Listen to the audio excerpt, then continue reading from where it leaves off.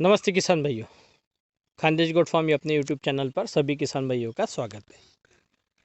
आज इस वीडियो में हम लोग कमज़ोर जो जानवर हो उनके लिए क्या कर सकते हैं या क्या ज़रूरी है, इस बारे में पूरी जानकारी लेंगे।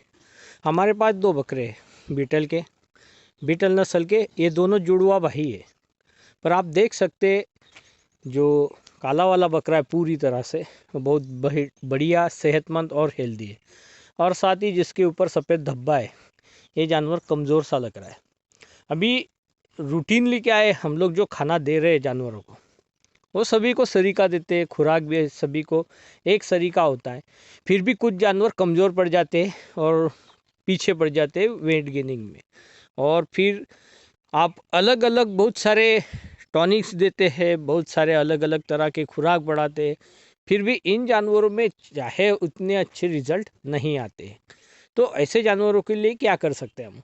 और जो जानवर कमज़ोर रह गए, ये बार बार बीमार भी पड़ेंगे।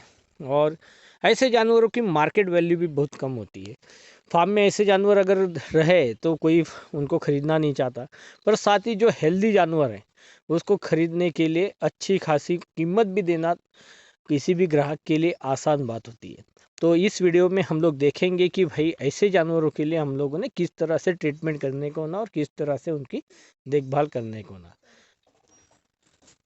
वीडियो के पहले पार्ट में हमने दोनों जो जुड़वा बीटल के मेल हैं, बकरे, उनके बारे में देखा। फार्म में दोनों के लिए चारा भी समान है, खुराक भी प्रॉपर है, पर एक बकरे ने सेहत खराब कर ली है, एक बकरा बहुत बढ़िया तंदुरुस्त है। तो फिर ऐसे बहुत सारे जानवर अपने फार्म में हो जाते हैं कि वो अपना वज़न छोड़ देते हैं, कमज़ोर हो जाते हैं। और किसान भाई बहुत बार फिर अलग अलग तरह की टॉनिक्स, अलग अलग तरह की महंगी दवाइयाँ उनको देते हैं, पर रिजल्ट कुछ मिलता नहीं है। तो ऐसे जानवरों के लिए हम लोग क्या कर सकते हैं या सही तरीका क्या है उनकी सेहत बनाने का, ये इस वीडियो में हम लोग अभी देखेंगे। सबसे पहली बात तो, जब भी कोई जानवर अपना वजन छोड़ देता है तो उसके पीछे बेसिक दो रीज़न होते हैं। एक तो एक जानवर बीमार होगा, या दूसरी बात उसके पेट में कीड़े हैं, या उसके बॉडी के ऊपर कीड़े हैं, मतलब एक्सटर्नल पैरासाइट है। तो सबसे प्रॉपर और सबसे पहली बात क्या है, तो हम लोग क्या करेंगे, तो हम लोग सबसे पहले ऐसे जानवरों को अलग करेंगे और उनको जंत की दवा देंगे। अलग अलग तरह की मेडिसिन मार्केट में अवेलेबल है, आपको उसमें से ब्रॉड स्पेक्ट्रम मेडिसिन देना है। इसके बारे में हमने इससे पहले वीडियो बनाया कि ब्रॉड स्पेक्ट्रम डीवर्मिंग मेडिसिन क्या होती है, तो वो आप देख के उसको रेफर कर सकते हैं। या सिंपली मैं बता दूं, ये कॉम्बिनेशंस होते हैं, ये 2 या 3 दवाओं के, जो अच्छे से वर्क करते हैं और ज़्यादा से ज़्यादा कीड़े मारने में या अलग अलग तरह के जो कीड़े उनमें मारने में कारगर होते हैं।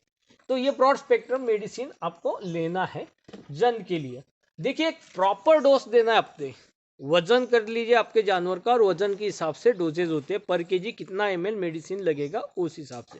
तो हम लोगों को क्या करना है कि उसका वजन लेना है, उसके साथ में उसको प्रॉपर डोज देना है। प्रॉपर टाइम के बारे में हमने इसके पहले बनाया कि कम से कम 12 घंटे खाली पेट होना चाहिए जानवर, उसने खाना नहीं खाना है 12 घंटे। उसके बाद में हम लोग दवा देंगे, और उसके बाद 2 या 3 घंटे बाद उसको खाने के लिए दे सकते हैं आप कुछ तो भी। तो ये एक प्रॉपर तरीका है। दूसरी, ये जंत पेट के अंदर के हो गए, उसके बॉडी के ऊपर भी देखना आपको। उसको जो भी बाल है उसमें हाथ घुमा के आप दे सकते हैं कि नीचे कुछ जुए हैं या कुछ अदर पैरासाइट्स है क्या।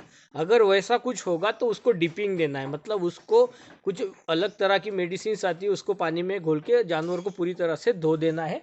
मतलब पेट के अंदर के भी कीड़े हमको ख़त्म करने हैं, और साथ साथ उसके जो बॉडी के ऊपर कीड़े हैं उनको भी साफ करना है। तो सबसे पहले ज़रूरी ये बात है। बहुत सारे किसान भाई उसको रेगुलरली लिवर टॉनिक या अलग अलग तरह के बी कॉम्प्लेक्स देना स्टार्ट कर देते हैं, पर उसके पेट में के कीड़े अगर आप लोग नहीं मारते हैं तो ये सब जो महंगी दवाई है वो कीड़े ही पी जाते हैं और अपने जानवर में अच्छी सेहत नहीं बन पाती है। तो सबसे पहली बात तो है कि हम लोग क्या करेंगे, जंत के लिए दवा देंगे। अब देखिए, जो भी जानवर बीमार कमज़ोर हो जाएगा उसके चांसेस है बीमार होने के, तो ये जानवर मैक्सिमम फिर बीमार होते हैं। इनको सर्दी खांसी हो जाती है या पतली संडास होती है, ये लक्षण इनमें दिखते हैं अलग अलग बीमारियों के। तो उसके लिए आपको एंटीबायोटिक देना है। आपको अगर कोई लक्षण नहीं दिखते, जानवर में कोई पर्टिकुलर बीमारी नहीं दिखती है, तो आपको एक जनरल एंटीबायोटिक, जो भी जेंटामाइसिन है, ऑक्सीटेट्रासाइक्लिन है, ऐसा किसी न किसी एंटीबायोटिक का इस्तेमाल करना है। और अगर आपको लगता है कि आपका जानवर किसी पर्टिकुलर बीमारी से ग्रसित है, जैसे कि भाई उसको सर्दी खांसी है, पतली संडास हो रही है उसको, तो उस हिसाब से जो स्पेसिफिक एंटीबायोटिक है उसको देना है आपको। एंटीबायोटिक देने के टाइम पे आप लोग सबसे जरूरी और ध्यान में रखना है कि कंप्लीट करना है पूरे डोसेस। बहुत सारे लोग या किसान भाई या वेटरनरी डॉक्टर्स 1-2 बार एंटीबायोटिक दे देते फिर छोड़ देते, जानवर अच्छा हो गया इससे। तो 3 से 5 दिन जो भी उसके प्रॉपर डोसेस है उतने उसको एंटीबायोटिक के टीके लगाने ही है आपको।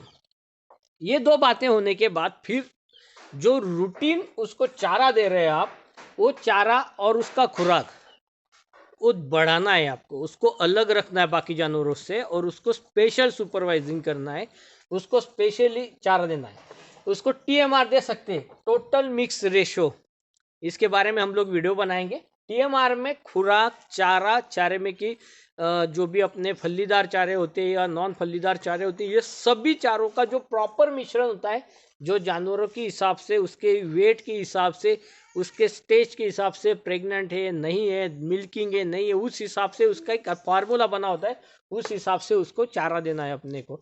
या रूटीनली आपके फार्म में जो भी चारे है उसमें जो नॉन लिग्यूमस चारे जैसे कि रचका हो गया, दशरथ या हेजुलुसेन हो गया, सेवरी हो गया, जिसमें प्रोटीन की मात्रा ज़्यादा होती है, ऐसे चारे। और साथ ही साथ में जो चारे जानवर बहुत पसंद करते हैं, अगर वो बकरा कोई पर्टिकुलर चारा जाऊ बहुत अच्छे से चाव से खा रहा है तो हम लोग वो देंगे उसको, क्योंकि उसने खाना ज़्यादा जरूरी है। अगर वो रचका नहीं खा रहा है तो रचका छोड़ दीजिए। बहुत सारे किसान फिर ये नहीं खा रहा, वो नहीं खा रहा, उसमें टाइम गवा देते हैं। तो हमको टाइम वेस्ट नहीं करना है, जो वो खा रहा है वो पर्टिकुलर चारा उसको ज़्यादा से ज़्यादा देना है। मोस्टली लिग्यूमस चारे, जैसे कि अपने इसके पहले वीडियो में देखा है कि भाई रचका हो सकता है, दशरथ हो सकता है, सेवरी हो सकता है, जिसमें प्रोटीन की मात्रा ज़्यादा हो सकती है, ऐसे चारे। और इन चारों के साथ में फिर चारा जरूरत से ज़्यादा दे रहा है तो बहुत बार क्या होता है, ये जानवर ऑलरेडी चारा खाते ही नहीं है, क्योंकि उनका लीवर और डाइजेस्टिव सिस्टम बहुत वीक हो चुकी होती है। इसलिए चारों के साथ में उनको लिवर टॉनिक, जो कि आयुर्वेदिक ही चाहिए हमें। लिवर टॉनिक कोई भी इस्तेमाल करो किसी भी कंपनी का, पर आयुर्वेदिक लिवर टॉनिक ही हम लोग इस्तेमाल करेंगे। लिवर टॉनिक साथ में बी कॉम्प्लेक्स सायरप या इंजेक्शन फॉर्म में। लिवर टॉनिक आप इंजेक्शन या फिर सायरप दोनों फॉर्म में दे सकते हैं, बी कॉम्प्लेक्स भी इंजेक्शन या सायरप फॉर्म में। और प्रीबायोटिक की टैबलेट आती है या पाउडर आती है, ये हमको देना है रेगुलरली उसको। अगर हम लोग टॉनिक देंगे तो उसका लीवर फंक्शन अच्छा होगा, और साथ ही साथ बी कॉम्प्लेक्स देंगे और प्रीबायोटिक देंगे तो उसका डाइजेस्टिव फंक्शन, तो मतलब उसकी खाने की इच्छा भी ज़्यादा होगी और वो ज़्यादा खाएगा। ये सब बातें जब हम लोग करेंगे तो आपको आपके जानवर में अच्छे रिजल्ट दिखेंगे। विद इन 15 डेज उसमें वेट गेन अच्छी आएगी, और प्रॉपर अपर सुपरवाइज कर रहे हैं आप तो 1 महीने में वो अपना नॉर्मल बॉडी वेट कवर कर लेगा। तो ये 4 चीज़ें ज़्यादा ज़रूरी है अपने कोई भी कमज़ोर जानवर के लिए।